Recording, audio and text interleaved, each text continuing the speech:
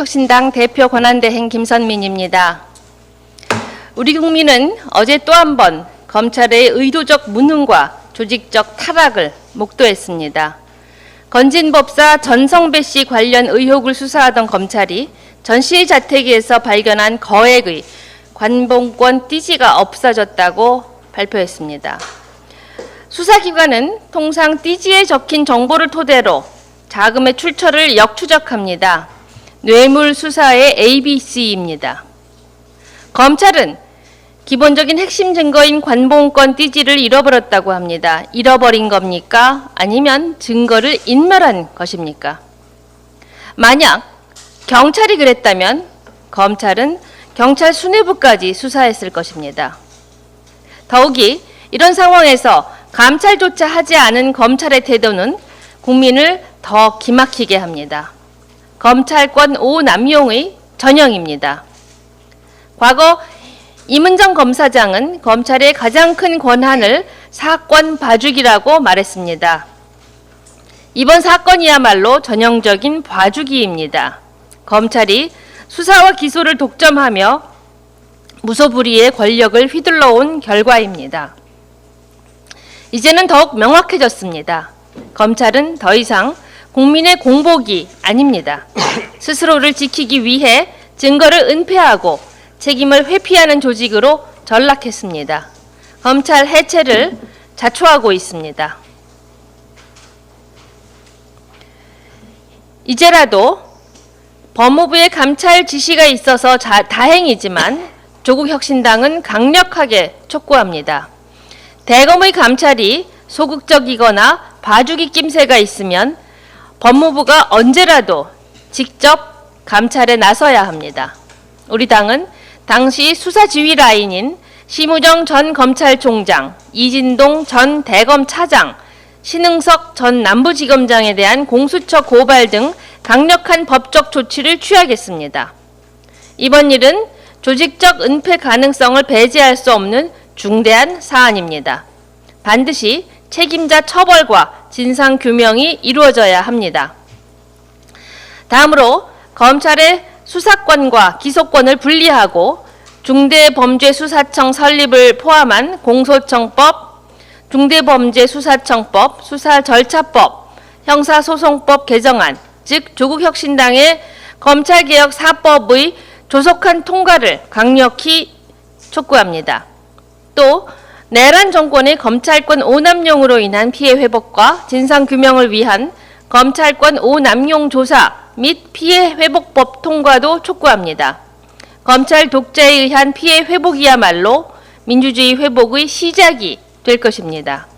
조국혁신당은 끝까지 갑니다. 더는 검찰개혁을 미룰 수 없습니다. 검찰개혁 4+1 법이 조속히 통과되어야 할 것입니다. 여야 누구도 더는 국민 염원인 검찰개혁 4+1법 통과를 외면해서는 안 됩니다.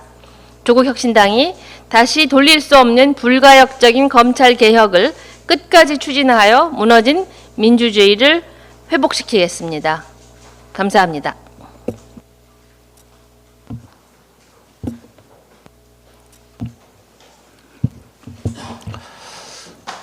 끝까지 간다 위원회 부위원장 원내대표 서왕진입니다. 국민의힘에 통일교가 조직적으로 개입해왔다는 정황과 증언들이 속속 드러나고 있습니다. 윤용호 전 세계본부장은 2023년 전당대회를 앞두고 신도 수만여 명이 신규 입당했다고 진술했고, 대선을 앞두고는 수천만 원씩 통일교 지구장을 통해 국민의힘 시도당 위원장에까지 전달된 정황까지 확인되었습니다. 또 보도에 따르면 2022년 12월 통일교 내부에서 입당 실적을 보고하라는 문자가 교구 사무국을 통해 각 목사들에게 전달되었고, 실제 교인들의 입당 정보를 수시로 보고하도록 지시하는 문건까지 나왔습니다. 건진법사 전성배 씨와 통일교 고위 간부가 권리당원 1만 명 이상 확보와 같은 실무 논의를 문자로 주고받은 사실까지 확인되었습니다. 2022년 대선 사전투표일 바로 전날이었던 3월 3일에는 통일교의 각 지구가 교인들을 모아 집회를 열고 국민의힘 후보였던 윤석열 지지를 암시하는 메시지를 여러 차례 전달했다고 합니다. 더 이상 무슨 증거가 필요합니까? 국민의힘은 통일교라는 특정 종교 세력의 숙주가 되어 그들의 정치적 기생을 가능케 만들었습니다. 통일교는 국민의힘을 발판 삼아 세력을 확대하려 했고 국민의힘은 이를 방치, 묵인하며 함께 움직였습니다. 상황이 이러함에도 국민의힘은 500만 당원 명부를 통째로 요구한다는 식의 억지 논리로 되려 특검 수사를 공격하고 있습니다. 비상대기와 차량 대응, 법원과 특검 사무실 앞 집중 시위까지 벌이며 수사를 정치 공세로 몰고 있습니다. 그러나 특검의 요구는 시기와 대상을 특정해 통일교 신도 명단과 당원 명부를 대조하지 않은 지극히 상식적이고 통상적인 수사 요청일 뿐입니다. 전당대회를 빌미로 불법에 대한 수사에 정치적 올가미를 씌우는 것, 국민들은 속지 않습니다. 어떤 혁신도 보이지 않는 도로 친윤 경쟁으로 퇴행하는 저들의 전당대회에 무슨 희망이 있겠습니까? 윤석열과 함께 정치권에서 퇴출될 일만 남았습니다. 국민의힘은 시간이 지날수록 스스로 수명이 다한 정당임을 국민들에게 확인시켜주고 있습니다. 그렇기에 조국혁신당의 역할이 더욱 중요합니다. 조국혁신당은 향후 치러질 지방선거와 총선에서 국민의힘을 확실히 심판하여 저들을 한국 정당 정치의 주변부로 몰아낼 것입니다. 그리고 건전한 대안세력, 개혁 세력으로 우뚝 설 것입니다. 노회찬 전 의원의 말처럼 이제 한국 정치에 판을 갈아야 할 시간입니다. 반헌정 세력이 지역 감정과 진영 정치에 기대어 여의도에서 승승장구하는 시대를 종식해야 합니다. 정치제도의 개혁과 함께 국민들의 기대에 부응하도록 본격적인 조국 혁신당 2.0 시대를 열어가겠습니다. 이상입니다.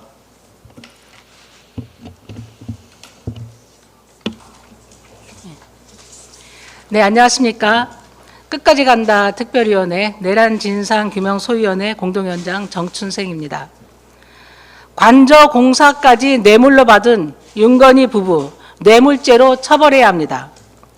현대건설이 한남동 대통령 관저 공사를 무상으로 해주는 대가로 878억 규모의 영빈관 신축 공사 수주를 받았다는 의혹이 언론 보도를 통해 제기되고 있습니다. 국민의 세금과 국가 계약이 뇌물의 대가로 거래되었다는 사실에 참담함을 금할 수 없습니다. 현대건설은 대통령 관저 이전과 관련한 예산이 부족한 상황에서도 공사 비용의 상당 부분을 자진 부담하며 한남동 관저의 경호 초소와 대통령실 야외 정원인 파인그라스 경내 건물, 스크린 골프장 건축을 주도했습니다. 이 과정에서 공사 비용을 하청업체에 떠넘기거나 다운계약서를 작성하는 등 정상적인 절차를 무시하면서 공사를 진행한 사실도 드러나고 있습니다. 관저 공사 비용을 떠안는 조건으로 878억 원에 달하는 영빈관 신축 공사를 대가성으로 받은 것으로 보입니다. 의혹의 배경을 살펴보면 특별한 연결고리가 포착됩니다. 바로 대통령 경호처와 현대건설 사이에 이른바 64 라인입니다. 당시 경호처장이었던 김용현 전 국방장관은 한남동 관저의 식재 위치까지 직접 챙기며 공사 현장에 깊게 관여한 인물로 64 38기 출신입니다. 김종철 전 경호차장과 현대건설 자문역인 이모 씨 또한 64 44기 동기로 64로 이어진 인맥이 권력형 비리로 이어진 것이라는 의혹을 피할 수 없습니다.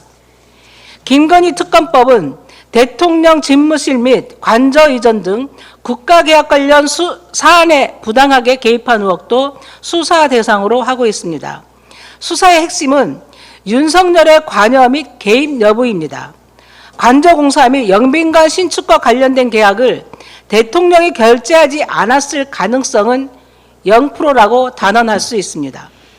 대통령실이 관저 리모델링은 무상 또는 연가로 제공받고 그 대가로 현대건설에 영빈관 공사 기회를 제공했다면 이는 분명 뇌물죄에 해당합니다. 현대건설이 대가로 제공받은 게 영빈관 공사뿐이었을까요? 저는 그것이 매우 궁금합니다. 민중기 특별검사팀에 요청드립니다. 관저 리모델링과 영빈관 신축 공사 수주 과정에서 윤건희 부부의 개입 여부를 철저히 수사해 주십시오. 감사원도 예외일 수 없습니다. 관저 이전 관련 감사를 진행했던 감사원이 의도적으로 진실을 은폐한 것은 아닌지 수사를 통해 낱낱이 밝혀주십시오. 윤건희 부부에겐 대한민국의 국정이 패밀리 비즈니스였음이 속속 드러나고 있습니다. 마치 조폭 패밀리의 영업 행태처럼 움직이는 모든 것이 부당거래였고 손을 댄 모든 것이 범죄였습니다. 심지어 애국가 부르는데 5억 원, 대통령 특별사면 대가로 100억 원을 흥정했다는 얘기까지 나옵니다. 모든 의혹들을 하나도 빠짐없이 수사해 주십시오. 수사 인력과 기간이 부족하다면 조국혁신당이 앞장서서 특검법을 개정하겠습니다. 감사합니다. 네. 이상으로 조국혁신당 끝까지 간다 특별위원회 9차 공개회의를 마치도록 하겠습니다. 감사합니다.